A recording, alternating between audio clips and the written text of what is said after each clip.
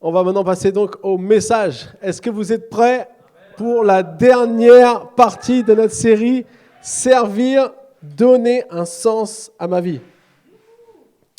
Est-ce que vous avez été bénis jusqu'à là? Oui? Vous en voulez encore? Oui. Ok. Donc,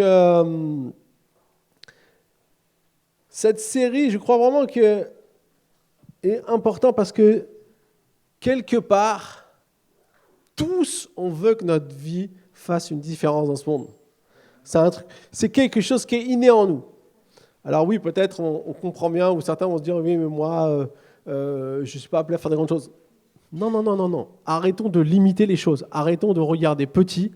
Regardons que notre vie a quelque chose à apporter à ce monde que seuls nous pouvons amener. Et c'est pour ça qu'on doit comprendre qu'il est important qu'on cherche quelque part à trouver ce qu'on appelle le sens de notre vie. Et moi, ce que j'aime avec notre Dieu, c'est que, eh bien, justement, il est celui qui nous donne ce sens. Il est celui qui nous amène à découvrir quel est notre appel. C'est-à-dire, lui nous appelle pour faire quelque chose. Donc nous, on doit quelque part entendre ce qu'il veut nous dire et répondre à cet appel. Et ce qu'on voit, c'est que dans la Bible, il y avait plein de gens, plein d'hommes, plein de femmes comme nous, qui portaient, peut-être pour certains, se posaient un peu la question, qu'est-ce qu'ils étaient appelés à faire? Moi, si je pense juste à quelqu'un comme Gédéon, c'était quelqu'un qui avait jamais il avait eu l'idée une fois que Dieu allait l'appeler à le servir. On disait que c'était le plus petit de sa famille, donc souvent les plus petits, ce n'étaient pas ceux qu'on mettait en avant. Et en plus, c'était la plus petite famille de la tribu, une des plus petites. Donc quelque part, il y avait tout ce côté petit, mais ce n'est pas ce que Dieu voulait faire. Juste pour vous montrer que tous, on a, peu importe qui on est, parfois Dieu a quelque chose pour nous qui dépasse ce qu'on peut croire ou peut penser. Et donc, cette série, c'est vraiment le but de nous faire découvrir qu'on est tous appelés et comment aussi nous pouvons tous vivre une vie qui a un sens en servant Dieu. Il faut qu'on fasse quelque chose. Il faut qu'on se mette en marche. Il faut qu'on s'active. Alors, lorsqu'on regarde aux hommes et aux femmes de la Bible qui ont été utilisés pour servir, eh bien, parfois on peut se poser la question, mais qu'est-ce qu'ils avaient de si spécial ou de si particulier pour accomplir ce qu'ils ont accompli? Alors, bien évidemment, quand on regarde, on leur trouve des qualités. Bien sûr, ils avaient tous des qualités. Mais je vais vous dire quelque chose, ils avaient aussi des défauts. Parfois même des gros défauts. Un peu comme nous, quoi. Et donc, du coup, pour beaucoup d'entre nous, comme ces personnes-là, on doit réaliser que malgré tout ce qu'on peut avoir comme qualité ou comme défaut, on a quelque chose à apporter à notre génération. Vous savez, moi, je suis persuadé que si Dieu vous a fait naître à cette époque, à ce moment, c'est qu'il y a une raison. Et souvent, parfois, soit on peut avoir la nostalgie de ce qui était passé. Il y en a qui rêvent d'être nés au Moyen-Âge, moi non.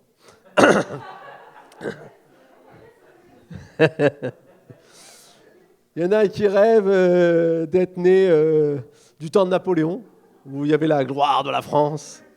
Il y en a qui rêvent peut-être du futur. Ils disent ah si seulement non. Mais la réalité c'est qu'on est né à la bonne époque au bon moment parce que c'est ce que Dieu a voulu. Et en fait, quand il s'agit de répondre à l'appel de Dieu, je crois qu'il y a une question qu'on est tous plus ou moins en train de se poser. Souvent c'est la question qu'on ne va pas dire. C'est la question qu'on va garder pour nous et dire mais qu'est-ce que j'ai à donner? Pourquoi Dieu me choisirait-il moi pour le servir? Souvent, c'est la question qu'on se pose. Parce que spontanément, bien sûr qu'on sait qu'on a quelques qualités, mais on n'est pas forcément toujours à se mettre en avant. Alors peut-être certains, oui, vous allez me dire, moi j'en connais. Mais la réalité, c'est que cette question, c'est une question fondamentale. C'est une question importante. Et c'est à cette question qu'aujourd'hui, j'aimerais répondre, donner une part de réponse, parce que je crois que s'il y a une personne qui peut vraiment nous apprendre quelque chose à ce sujet et qui a découvert une profondeur de ce que Dieu a mis dans son cœur, c'est David. Alors on va juste voir en introduction ce que Dieu a révélé à David. Et d'ailleurs, Lydia, c'est Psaume 139. On était connectés. Psaume 139, versets 13 à 16. C'est toi qui as formé mes reins, qui m'as tissé dans le ventre de ma mère. Je te loue de ce que je suis une créature si merveilleuse. Tes œuvres sont admirables et je le reconnais bien.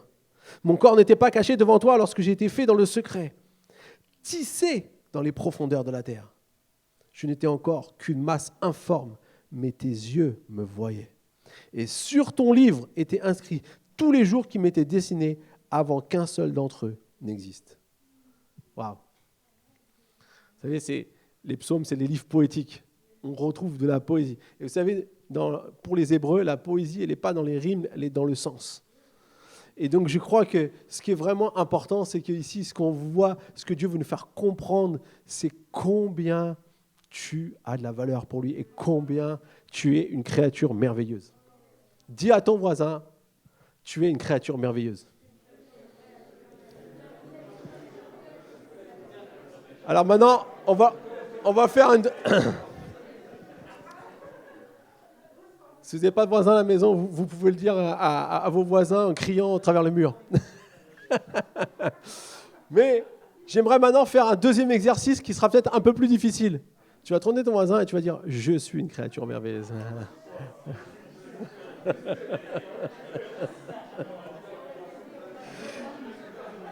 Certains ont plus de facilité, d'autres ont plus de difficultés, ça dépend. En fait, les amis, c'est Dieu qui le dit. C'est Dieu qui dit ça de vous et c'est Dieu qui a fait ça de vous. Amen. Alors aujourd'hui, j'aimerais qu'on puisse voir ensemble 5 aspects de notre vie qui montrent que nous avons des choses à donner. Parce qu'on est une créature merveilleuse, on a des choses à partager et qu'il y a une place faite pour vous dans le service pour Dieu. Il n'y a personne qui n'a pas assez de qualité, qui n'a pas assez de choses, parce qu'on est tous des créatures merveilleuses. Donc on a tous une place dans le service pour Dieu. Donc, on va voir ce matin 5 aspects de notre vie. Le premier, c'est mes dons spirituels. Aujourd'hui, je vous l'ai dit tout à l'heure, c'est notre anniversaire, puisque c'est l'anniversaire de l'Église. Et vous êtes l'Église. L'Église, ce n'est pas un bâtiment, ce n'est pas des gens un peu partout. Non, c'est nous, chacun d'entre nous. Donc c'est notre anniversaire, donc bon anniversaire. Et vous savez quel âge vous avez ? 1988 ans. Ça, c'est bon, ça. Hein. On est dans une catégorie que personne n'arrivera à atteindre. Donc, merci Seigneur. Et là, ils ont dit, le pasteur, je ne sais pas ce qu'il a pris ce matin, mais c'était bon. Et donc, du coup, ce qui a donné naissance à l'Église, vous savez ce que c'est ? C'est le Saint-Esprit. C'est lorsque le Saint-Esprit est venu que, en quelque sorte, la première Église est née. Et tous ceux qui croyaient en Jésus-Christ ont manifesté des dons surnaturels. Ce qu'on appelle les dons spirituels. C'est-à-dire des choses que par nous-mêmes, on ne pourrait pas faire, mais que le Saint-Esprit nous donne la force de faire. La bonne nouvelle, c'est que ces dons ne sont pas réservés à certains, mais que tous ceux qui croient en Jésus-Christ ont accès. Amen. C'est chouette. Alors, je vais vous lire quelques versets dans 1 Corinthiens 12, à partir du verset 1 jusqu'au verset 7. Frères et sœurs chrétiens, amis de l'Église, imagine, choisis roi. Non, c'est pas écrit ça. Au sujet des dons de l'Esprit, je ne veux pas que vous restiez ignorants. Autrefois, vous ne connaissiez pas encore Dieu. Vous le savez, vous étiez entraînés par les faux dieux qui ne parlent pas. Vous ne pouviez pas leur résister. C'est pourquoi je veux vous faire savoir une chose. Si quelqu'un parle avec l'aide de l'Esprit de Dieu, il ne peut pas dire que Jésus soit maudit. Et sans l'aide de l'Esprit Saint, personne ne peut dire « Jésus est le Seigneur ». Oui, il y a des dons différents, mais c'est le même Esprit qui les donne. Il y a des façons de servir différentes, mais on sert le même Seigneur. Il y a des activités différentes, mais c'est le même Dieu qui les produit en tous. Chacun reçoit le don de montrer la puissance de l'Esprit Saint, et cela pour le bien de tous. Amen. Ces versets, c'est quelque part ce qui, entre guillemets, explique ce que sont nos dons spirituels. Le Saint-Esprit nous rend capables de faire ce que nous ne pourrions pas faire par nous-mêmes. En fait, ici, Paul il prend l'exemple des faux dieux.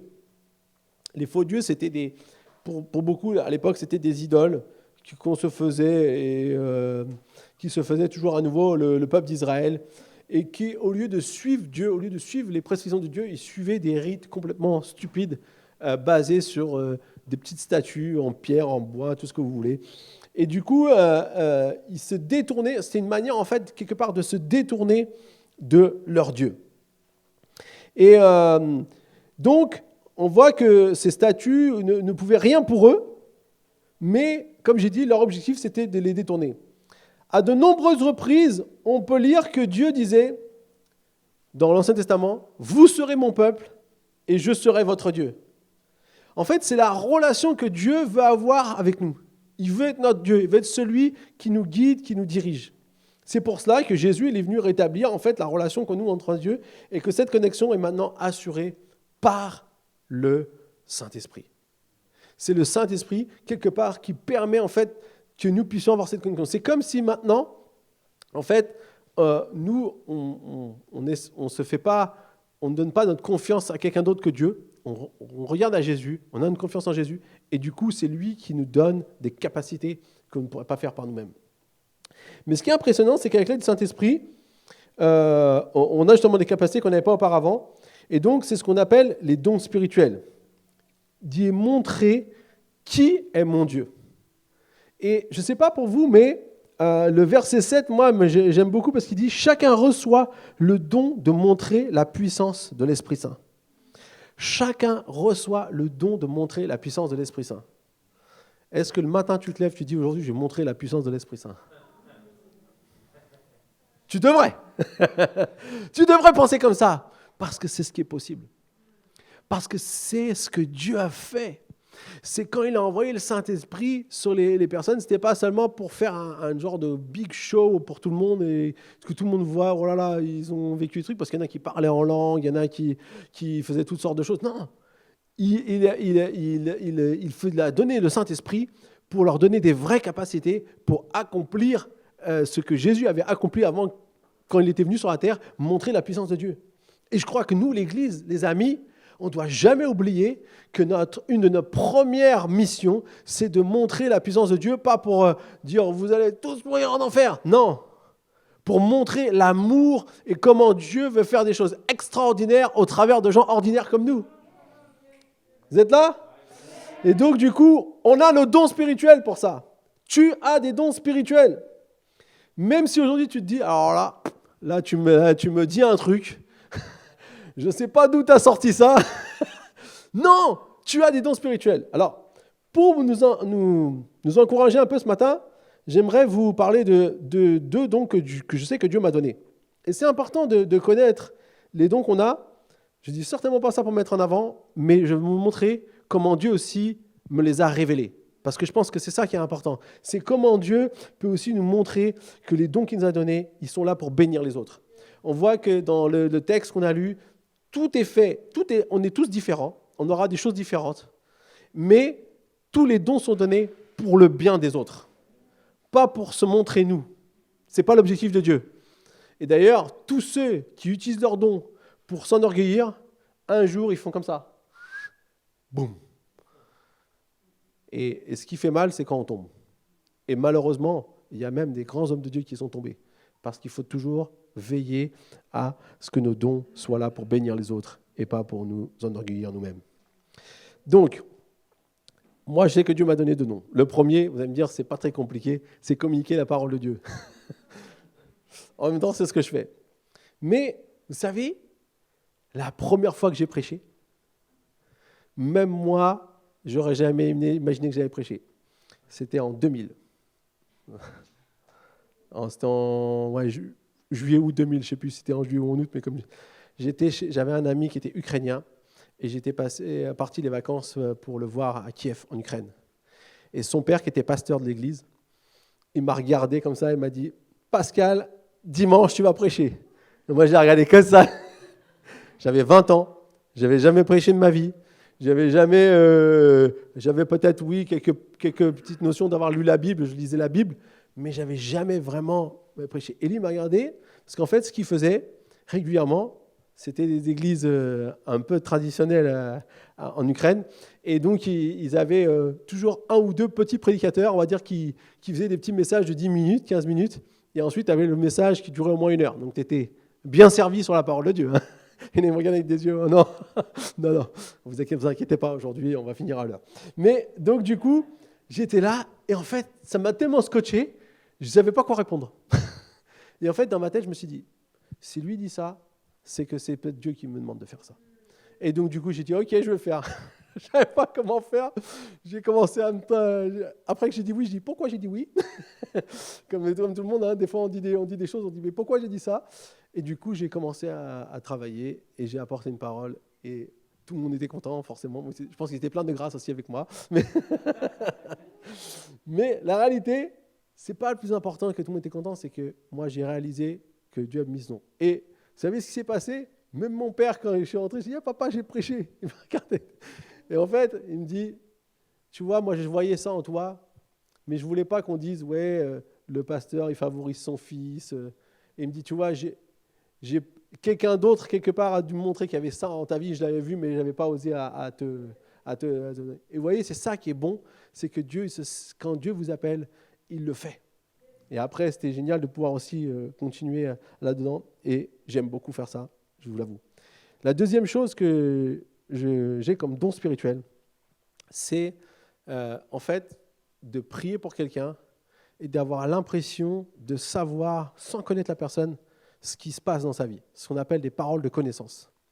Et en fait, la première fois que ça m'est arrivé, je me rappelle, j'étais à Multitude et on priait pour les jeunes. Et il y a plein de jeunes qui arrivaient, vous savez, vous priez, il y a le thème du message, donc vous pouvez prier dans le thème du message. Et moi, quand les gens arrivaient, c'est comme si j'avais l'impression, alors, je ne leur ai pas fait le coup de show, Dieu me dit que... Non, je n'aurais pas fait ça. J'ai dit, je vais prier la prière que je sens que le Saint-Esprit m'inspire. Et à chaque fois, je voyais des gens qui partaient en pleurs. Je voyais des gens qui étaient là, parce qu'eux, ils disent, Dieu me parle, Dieu me parle. Et moi, en fait, j'ai réalisé que c'est Dieu qui me donnait ces paroles pour eux. Et jusqu'à aujourd'hui, bien souvent, quand on se met en prière, je reçois des choses des fois. Et je sais que même si je ne connais pas cette personne, eh ben, c'est sûrement un des aspects de sa vie. Alors, ça arrive de se tromper. Toujours, ça arrive de se tromper. On n'est pas infaillible. Mais la bonne nouvelle, c'est que quand on affine son don, quand on sert avec le don que Dieu nous a donné, on peut faire du bien aux autres. Et quand on est dans l'optique de bénir les autres, ça amène un plus. Je vous encourage à demander à Dieu quel don il vous a donné. Et peut-être certains, vous êtes sur la voie. Peut-être certains, vous savez, mais vous ne savez pas comment le mettre en pratique. On est là aussi pour vous aider, pour vous accompagner, pour vous aider à ce que vos dons spirituels puissent se manifester. L'Église du XXIe siècle a besoin d'expérimenter les dons spirituels. Ce n'est pas un truc dans la Bible qui est comme ça, qu'on lit et qu'on dit « waouh ». C'est un truc pour faire « waouh » aujourd'hui. Est-ce que vous avez envie de faire « waouh » aujourd'hui? Amen. Mes dons spirituels sont importants pour que je puisse servir Dieu car ils me permettent de montrer la puissance de Dieu au travers de ma vie. Voilà. Vous pouvez noter ça comme ça, vous allez vous en souvenir, c'est à mettre dans vos cœurs. Écrire sur le papier pour écrire dans vos cœurs. Amen. Ça, c'est vraiment une grâce de Dieu qu'on a de pouvoir le servir avec nos dons spirituels. Deuxièmement, la deuxième chose que j'aimerais partager d'un aspect de notre vie, c'est mes passions. On a tous des passions. On a tous des choses qui touchent fortement notre cœur. Nos passions, c'est ce qui vient de notre cœur. Dans la Bible, Dieu nous demande de l'aimer de tout notre cœur. Notre cœur, c'est vraiment un endroit très spécial où il y a plein de choses qui vont se manifester. Et tout ce qui est au fond de notre cœur, ce n'est pas toujours seulement nous, c'est souvent Dieu qui a mis des choses dans notre cœur. Et c'est ça qu'on doit bien réaliser. Mais une réalité qu'on doit comprendre et que j'aimerais vraiment vous amener aujourd'hui, c'est que notre cœur est en fait un endroit où il y a de grands combats. Parce qu'il y a toutes sortes de choses qui veulent prendre quelque part le siège de notre cœur et influencer notre vie. Et donc, les passions que j'ai, elles sont souvent liées à ce qui se passe dans mon cœur, parce qu'elles proviennent de mon cœur. Et nos passions ont donc un grand impact sur notre vie. Je crois qu'il y a parfois des passions qui peuvent nous détourner de Dieu, mais il y a des passions qui viennent de Dieu. Parce qu'en fait, dans notre cœur, il y a toujours comme une tension. Pourquoi ? Parce que le diable, il va toujours essayer de vouloir prendre le contrôle de notre cœur, parce que s'il prend le contrôle de ton cœur, il prend le contrôle de ta vie. Et il prend le contrôle de ce que tu fais. C'est pour ça que nos passions, il ne faut ni les dire qu'elles ne sont pas bonnes, parce que voilà, toutes sortes de choses, ni se laisser détourner par elles. Vous voyez ce que je veux dire ? Parce qu'elles sont souvent le moyen par lequel Dieu nous aide à pouvoir accomplir ce qu'il veut. Si on a quelque chose qui nous tient fortement au cœur, s'il y a une cause qui brûle dans notre cœur, ce n'est pas seulement parce que c'est toi, c'est parce que souvent c'est ce que Dieu a mis en toi. C'est lui qui t'a créé, qui t'a façonné. C'est lui qui a mis ces choses en toi. Alors, ce qui est important, c'est de veiller sur notre cœur. Vous connaissez sûrement le verset, mais je vais le redonner ce matin. Garde ton cœur plus que toute autre chose. Toute autre chose. C'est plus que tout. Car de lui jaillissent les sources de la vie.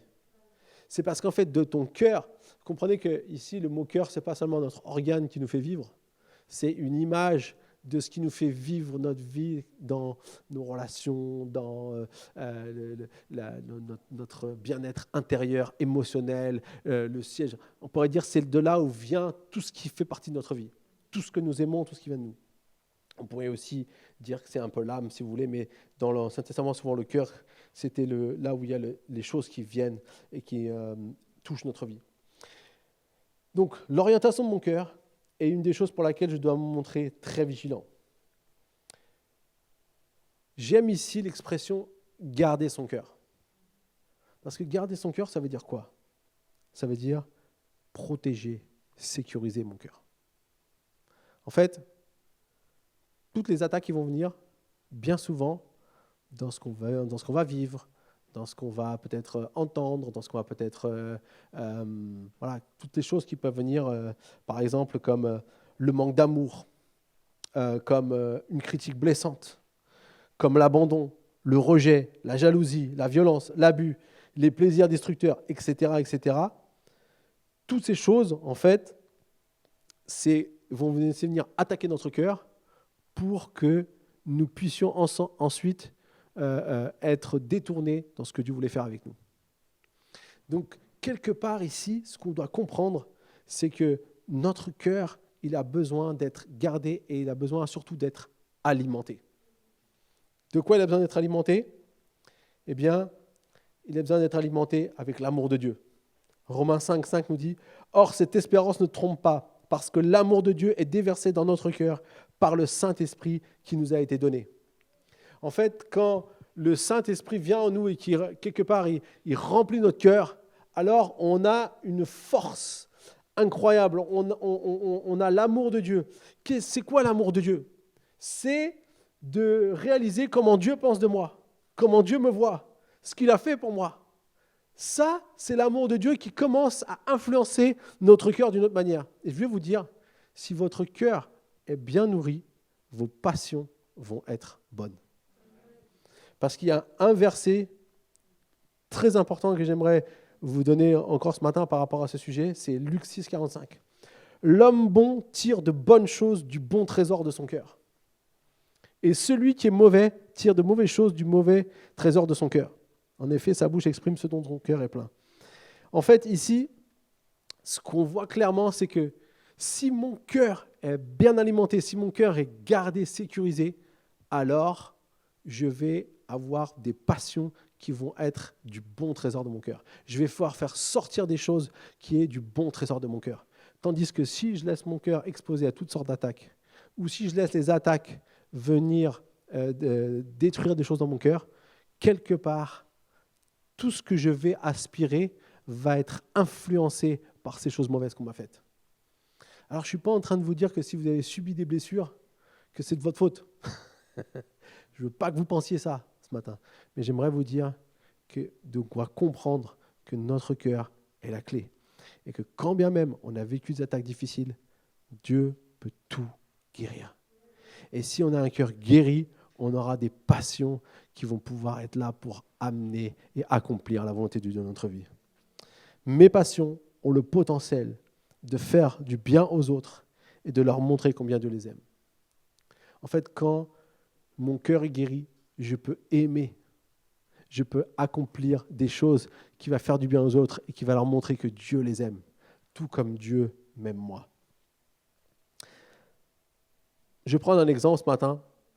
Par exemple, on a beaucoup de chanteurs dans notre pays.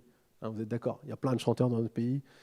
Et ce qui est toujours impressionnant avec la chanson, c'est que si on écoute, il y a des chansons qui ont le désir de faire du bien aux autres, et puis il y a des chansons qui chantent la haine, ou qui même parfois chantent la noirceur, quelque part vraiment le noir, la mort et tout ça. Et quelque part, je ne veux pas juger les personnes qui chantent, ce n'est pas ça mon propos ce matin, mais de comprendre que avec une même passion, je peux arriver à deux opposés en fonction de comment est mon cœur. C'est pour ça que mon cœur, c'est hyper important que je veille à ce qu'il soit toujours bien gardé. Et si quelque part, quelqu'un a réussi à tromper ma vigilance, la bonne nouvelle, c'est qu'on a les soldats de l'armée d'Éternel qui viennent enlever tout ce qui est mauvais dans notre cœur et qui le rendent à nouveau bien gardé, bien sûr. Et c'est parfois un travail qu'on doit faire toujours à nouveau. Ce n'est pas un travail d'une fois, c'est un travail continuel. Mais du coup, mes passions, mes désirs, ce que j'ai envie de faire, ce que j'ai dans mon cœur, va amener à faire la volonté de Dieu. Dieu a mis des passions dans mon cœur pour que je puisse le servir en montrant son amour aux autres. Amen. Troisième chose, mes talents. Une des choses que Dieu a mis en nous également et qui nous rend si merveilleux sont nos talents. Rappelez-vous, vous êtes une créature merveilleuse. Peut-être vous l'avez oublié, ça fait déjà un quart d'heure. Mais nos talents sont quelque chose que Dieu a donné. Les talents, c'est quelque chose qui est naturel. C'est quelque chose qu'on peut même commencer à voir chez les enfants. Moi, je sais très bien que ma fille Shana, elle a des capacités à être en public, à entretenir son public. Je vois des têtes qui font « oui, la connaît ». Et ma petite Andrea, c'est différent. On voit tout de suite qu'elle a d'autres capacités. Sa maîtresse disait, elle ne parle pas beaucoup, mais quand elle parle, boum. Elle ne dit pas quelque chose pour rien dire. Shana, elle va vous faire le show. Andrea, elle va être la cible. C'est différent. Chacun a les talents que Dieu lui a donnés. L'Éternel dit à Moïse, « Sache que j'ai choisi Betsalel, fils d'Uri et petit-fils de Our, de la tribu de Juda. Je l'ai rempli de l'Esprit de Dieu, d'habileté, d'intelligence et de savoir-faire pour toutes sortes de travaux. Je l'ai rendu capable de faire des inventions, de travailler l'or, l'argent et le bronze, de graver des pierres à enchâsser, de travailler le bois et de réaliser toutes sortes de travaux. » Ici, c'est Dieu qui a confié à Moïse la construction de la tente de la rencontre où Dieu allait rencontrer son peuple, où allait rencontrer Moïse. Et il a dit, voilà les hommes que j'ai préparés, et lui donne une liste de personnes à qui il a donné des dons et des capacités naturelles. Tu as des capacités naturelles. Tu as des choses que Dieu a mis en toi. Mais tout comme le don spirituel a été donné à chacun, on a reçu aussi des talents naturels. Pourtant, il nous arrive de penser, peut-être pas vous, que nous ne sommes pas doués. Moi, à chaque fois souvent que je parlais avec des personnes, je dis, vas-y, mais c'est quoi que Dieu a placé ? Oh, mais moi, je ne sais rien faire. Faux. J'aimerais vous dire ce matin, si vous êtes déjà arrivé à penser que vous n'avez pas vraiment une capacité, parce que qu'est-ce qui se passe ? Il y a deux mensonges que l'ennemi veut toujours nous faire croire. La première, c'est croire que le don des autres est meilleur que celui que j'ai reçu. Ah, les autres, ils ont toujours un super truc, et moi, je n'ai pas vraiment le truc bien. Vous avez déjà pensé comme ça? Vous avez déjà dit, ah là, mais lui, oh, lui, il a trop de trucs, ou elle, oh là là, elle. Non, tu as un don très important. Sûrement un don que Dieu t'a donné pour bénir les autres. La première chose qu'il faut commencer à faire, c'est arrêter de regarder toujours que les autres ont quelque chose de meilleur que nous. Parce que ça, c'est un mensonge du diable qui fait tout pour une seule raison, que tu n'utilises pas ton don. C'est ça son but. Et le deuxième mensonge, c'est croire que je ne suis pas capable de bien utiliser le don que j'ai reçu. Oui, j'ai un don, mais moi, je ne sais pas vraiment bien comment faire. Nanana, nanana.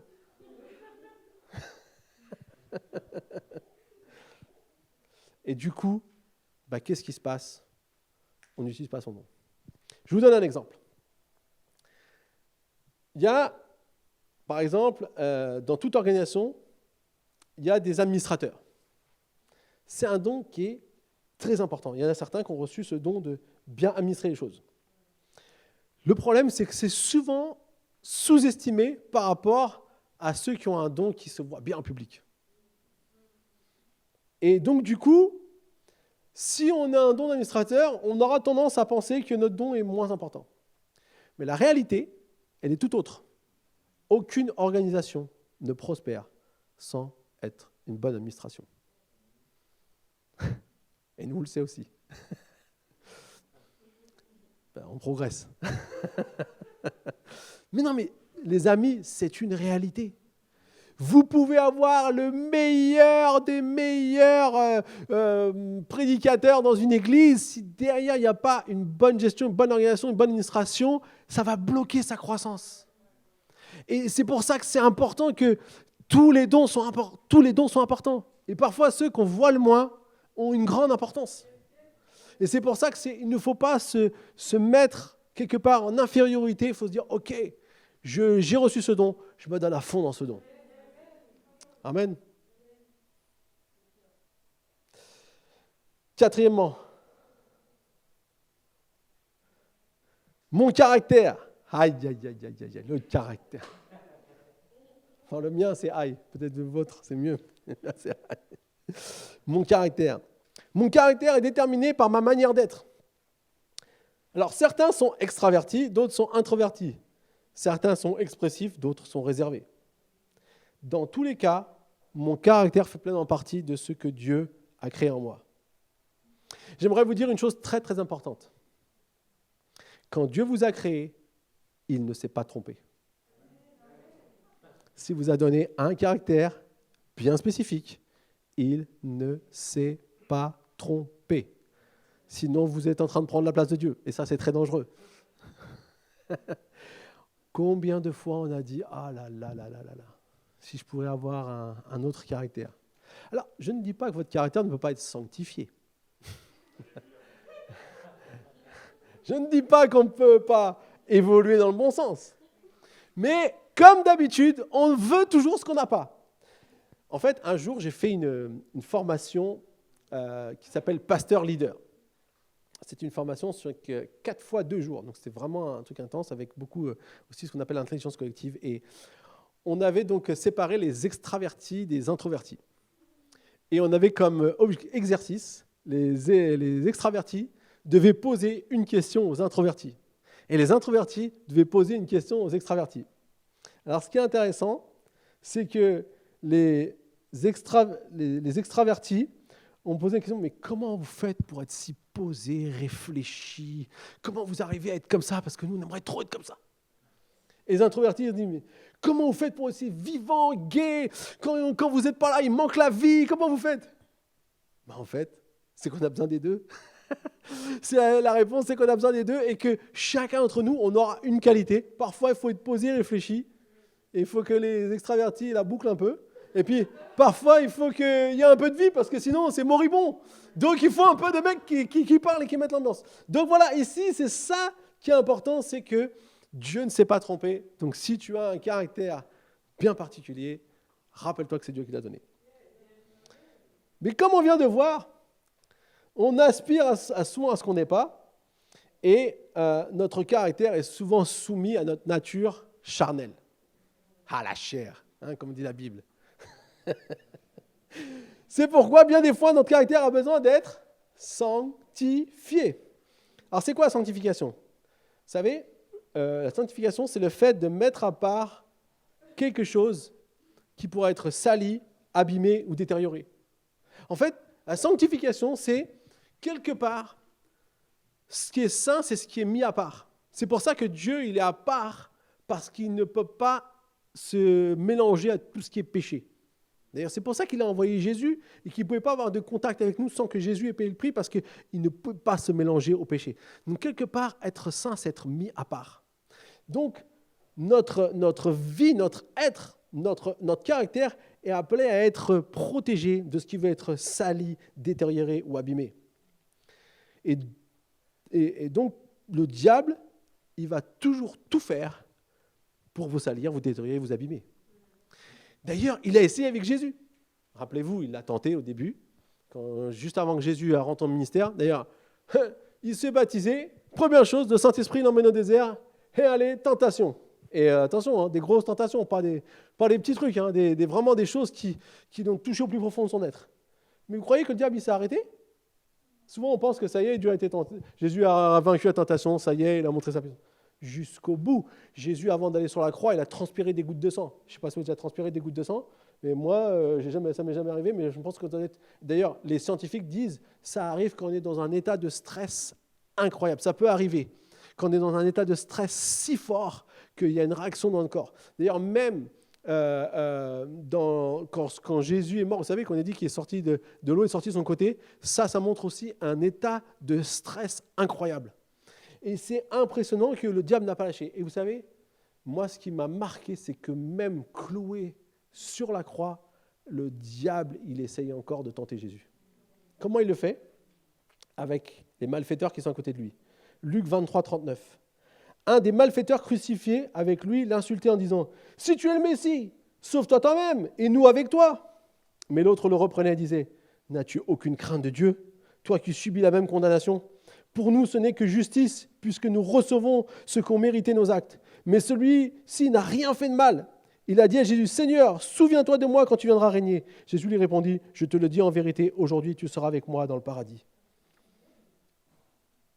Alors, ce qu'on voit dans cette histoire, c'est que le brigand qui va insulter quelque part Jésus, c'est encore une dernière chose du diable pour dire à Jésus, mais descends de ta croix. C'est encore une dernière fois où quelque part, le diable essaye de faire échouer le plan de Dieu.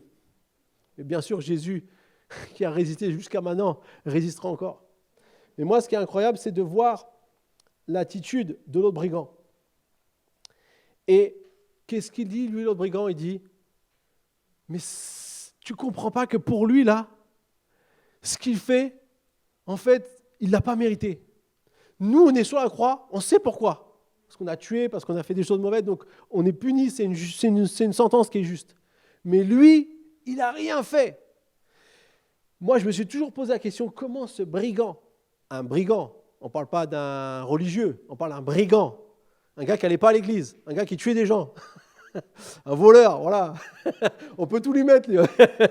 Mais la réalité, c'est que lui, il est sur la croix et il réalise, il comprend ce que Jésus est en train de faire, alors que tout le monde autour, il y a ceux qui sont tristes de voir Jésus mourir, ils ne comprennent pas ce qui est en train de se passer. Il y a ceux qui accusent Jésus, ils ne comprennent pas ce qui est en train de se passer. Lui, il comprend ce qui se passe.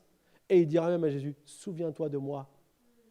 Et je lui dis, aujourd'hui même, tu seras avec moi au paradis. Parce qu'il y a une chose, les amis, qu'il faut toujours se souvenir. Pour être sanctifié, la seule chose qui peut nous sanctifier, c'est la grâce de Dieu. Et lui, il avait compris que c'était la grâce de Dieu qui pouvait le sanctifier. C'est ça qui pouvait lui donner la force au milieu de sa faiblesse. 2 Corinthiens 1,12 nous dit, car ce qui fait notre gloire, c'est Paul qui parle, c'est ce témoignage de notre conscience que nous sommes conduits dans le monde, et surtout à votre égard, avec sainteté et pureté devant Dieu, non point avec une sagesse charnelle, mais avec la grâce de Dieu. Amen. Mon caractère me permettra d'être ce que Dieu m'a appelé à être en comptant sur sa grâce pour faire de moi une personne toujours un peu plus meilleure. Amen. Je redis, mon caractère me permettra d'être ce que Dieu m'a appelé à être, en comptant sur sa grâce pour faire de moi une personne toujours un peu plus meilleure. Il manque un A. Je ne sais pas s'il manque sur le...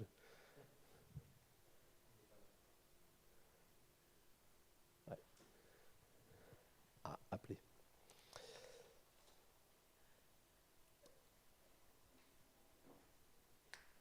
Dernier point. Vous êtes prêts? Parce que peut-être, Jérémy, Yanis, vous pouvez commencer à revenir. Mes expériences. Dernier aspect de ma vie, mes expériences. Vous vous rappelez? Vous êtes une créature merveilleuse. Ah, il y en a qui suivent, c'est bien. Bien souvent, mes expériences passées font de moi ce que je suis aujourd'hui. Tu ne peux pas faire reset de tout ce que tu as vécu. Ce que tu vis dans ta vie détermine aussi un petit peu qui tu es. Que ce soit des expériences très positives ou que ce soit des expériences plus négatives, parfois même douloureuses. Les expériences douloureuses nous font rappeler la souffrance qu'on a endurée.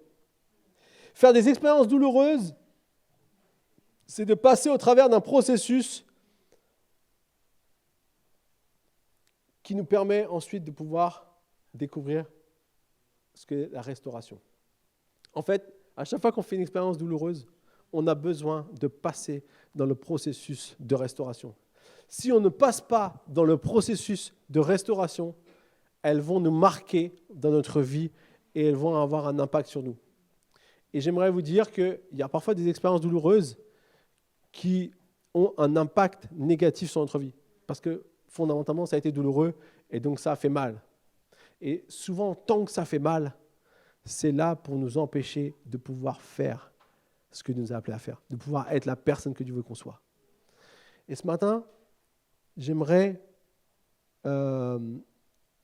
vous parler de ce processus de restauration qu'on trouve dans la Bible. 3 choses importantes. Premièrement, le pardon. La première étape, c'est le pardon. L'étape du pardon consiste à libérer l'offense. Toute offense qu'on t'a faite, il faut pardonner. Alors on me dit, mais attends, tu ne sais pas ce qu'on m'a fait, c'est facile pour toi de parler comme ça d'ici. Peut-être vous êtes à la maison, vous dites, je ne comprends pas ce qu'il dit. Je sais que c'est difficile. Et je sais que parfois, ça demande beaucoup de courage, ça demande beaucoup de force parce qu'on est toujours avec cette blessure.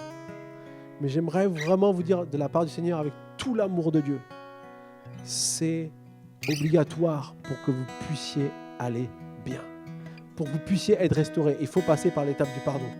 Peut-être vous dites, oui, mais moi, personne ne m'a fait du mal. C'est les circonstances de la vie qui m'ont fait du mal. Parfois, il faut qu'on pardonne Dieu parce qu'on l'a accusé. Parce que comme il s'est passé ça, ça et ça, on s'est dit, mais t'étais où? Pourquoi t'as permis ça? Pourquoi t'as laissé ça se passer? Et j'aimerais vous dire, vous savez, Dieu, il comprend notre souffrance. S'il y en a un qui peut comprendre la souffrance, c'est lui. La Bible dit qu'il était habitué à la souffrance, méprisé, rejeté. On détournait le regard de lui. Il disait, Isaïe 53, vous allez voir ce que Jésus a vécu. Il peut comprendre la souffrance. Mais aujourd'hui, ce qu'il veut, c'est que cette souffrance ne nous tienne pas captifs, mais que cette souffrance, elle puisse passer à la prochaine étape, qui est l'étape de la guérison. Il faut le pardon pour accéder à la guérison. Bien souvent, et moi je l'ai vu dans mon ministère quand j'ai prié pour des personnes, et encore jusqu'à récemment, je priais pour une personne, on priait pour qu'elle soit délivrée, et à un moment donné, encore le pardon revient à la surface. Et quand on cherche et quand on comprend, on sait qu'à un moment donné, il y a peut-être des personnes qu'on n'a pas pardonnées. Pour plein de raisons qui parfois sont valables. Je ne veux pas juger personne. Mais la bonne nouvelle, c'est que quand on arrive à dire « Ok, Seigneur, je choisis le même chemin », parce que Jésus, il a dit quoi sur la croix? Pardonne-leur, parce qu'ils ne savent pas ce qu'ils font. Parce que c'est comme ça qu'il libère la guérison. C'est comme ça que la guérison vient dans ta vie. C'est comme ça que la guérison vient prendre cette souffrance et vient la transformer. Et vous savez, la bonne nouvelle, c'est qu'une fois qu'on a passé l'étape de guérison, il y a encore une 3e étape. Et cette étape, c'est l'étape, je crois, la plus merveilleuse de comment Dieu peut prendre quelque chose qui fait mal en quelque chose qui va faire du bien. C'est l'étape de la bénédiction. L'étape de la bénédiction, c'est quoi? C'est après avoir expérimenté le pardon et la guérison, la même chose qui était destinée à détruire ta vie va être la chose qui va t'amener à pouvoir servir Dieu avec ta vie. La même chose que le diable a mis dans ta vie pour t'enfoncer, pour te mettre plus bas que terre, Dieu va te faire ressusciter et va t'amener à pouvoir bénir les autres au travers de ta vie. J'aimerais qu'on puisse comprendre ce moment. Ce moment est spécial. Alléluia, parce que Dieu a quelque chose pour nous. Et vous savez, quelqu'un qui l'avait compris, c'était Joseph. Joseph, il a été vendu par ses frères. Ils voulaient le tuer. Ils avaient la haine contre lui. Et ils l'ont vendu comme esclave. Et une fois qu'il a été vendu comme esclave, il est arrivé plein de choses dans sa vie. On ne va pas tout raconter aujourd'hui, mais la chose qui s'est passée, c'est qu'un jour, il se retrouve face à ses frères. Et là, Joseph, il doit passer par l'étape pardon. Et une fois qu'il a passé cette étape pardon qui n'était pas facile, si vous lisez l'histoire dans Genèse 45, vous allez voir, c'était vraiment difficile. Mais une fois qu'il a passé l'étape pardon, il a eu l'étape de la guérison. On l'avait coupé de son père, on l'avait coupé de son petit frère. Et il a pu les retrouver. Et il a pu quelque part aussi guérir dans son cœur. Il a pu retrouver la joie de vivre avec ses frères, ceux qui voulaient le tuer. Et ensuite, Joseph, il a compris que tout ça, il y avait une étape de bénédiction. C'est ce qu'il dit. Il dit, n'ayez pas peur. Parce que les frères de Joseph, quand le père est mort, ils ont cru qu'il allait se venger. Alors Joseph leur dit, n'ayez pas peur, j'en ai fait à la place de Dieu. Vous aviez projeté de me faire du mal, mais Dieu l'a changé en bien pour accomplir ce qui arrive aujourd'hui, pour sauver la vie à un peuple nombreux. Désormais, n'ayez plus peur. Je pourvoirai à vos besoins et à ceux de vos enfants. C'est ainsi qu'il les réconforta en parlant à leur cœur. Joseph a dit, je vais être là, je vais prendre soin de vous. Ceux qui voulaient lui faire du mal, à la fin, c'est Joseph qui prend soin d'eux. Ça, c'est la bénédiction, les amis. Tes expériences douloureuses sont ce que Dieu va utiliser pour faire du bien à ce monde. Alors, demande au Seigneur de venir te guérir. Et ce matin, s'il y en a qui ont besoin de guérison, je veux vraiment prier pour vous ce matin. Peut-être à la maison, tu as besoin de guérison.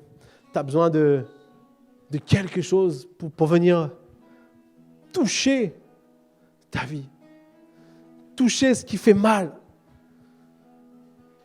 La première étape, c'est le pardon. Parce que Dieu, il veut que tu puisses expérimenter cette guérison. Mais surtout, il a l'objectif de la bénédiction. Alors, ce que j'aime, c'est que peu importe ce qu'on a vécu, et peu importe si dans tout ce qu'on a dit ce matin, il y a des choses où tu sens que tu as des problèmes, que ce soit avec tes dons spirituels, que ce soit avec tes passions, que ce soit avec tes talents, que ce soit avec ton caractère ou que ce soit avec tes expériences. Peu importe ce qui façonne ta vie, s'il y a quelque chose dans ta vie qui t'a du mal, je veux prier ce matin que Dieu puisse t'amener à vivre une victoire. Alors, je vais faire ça simplement. Est-ce qu'il y a dans la salle des personnes qui ont besoin d'une victoire ce matin? Juste levez la main. Je vais prier pour vous ce matin. Oui, j'ai vu. À la maison, si c'est toi, tu dis dans ton cœur, Dieu te voit. Je vais prier pour tous ceux aussi qui ont besoin vraiment de guérison. Je veux te dire, le Seigneur veut te guérir aujourd'hui. C'est la fin de vivre dans l'esclavage, de la souffrance, des difficultés, des pensées négatives, du rabaissement de toi-même, parce que tu as quelque chose à apporter à ce monde. Tu as quelque chose à donner. Tu es une créature merveilleuse. Alors ce matin, je veux libérer ça. Seigneur, merci pour ton Saint-Esprit. Aujourd'hui, nous fêtons, Seigneur, ces 1988 ans où tu es venu, Seigneur, sur la terre, où tu as envoyé ton Esprit avec puissance, où des miracles sont passés, des signes et des prodiges ont pris place, mais surtout des cœurs ont changé d'attitude, se sont repentis, se sont tournés vers toi. Et ce matin, je sais encore que tu vas accomplir des choses merveilleuses dans la vie des uns et des autres. Seigneur, je te prie de bénir tous ceux qui ont levé la main ce matin ici à l'église, tous ceux qui sont à la maison, qui sentent qu'ils ont besoin de cet attouchement du Saint-Esprit. Oh non, Jésus, alléluia. Souffle, Saint-Esprit. Souffle, Saint-Esprit, alléluia. Touche nos cœurs ce matin au nom de Jésus. Alléluia. Oh, Rabba. Je vous invite à prendre un dernier chant. N'oubliez pas que vous pouvez toujours nous soutenir avec les dîmes et les offrandes. Si vous êtes à l'église ici, vous pouvez les déposer en partant. Et si vous êtes à la maison, vous pouvez nous envoyer des virements ou quoi que ce soit. Mais on veut rester dans cette attitude où le Saint-Esprit agit. Et pendant ce chant, juste ouvrez vos cœurs à Dieu. Ouvrez vos cœurs à la présence de Dieu. Il veut vous toucher, vous bénir.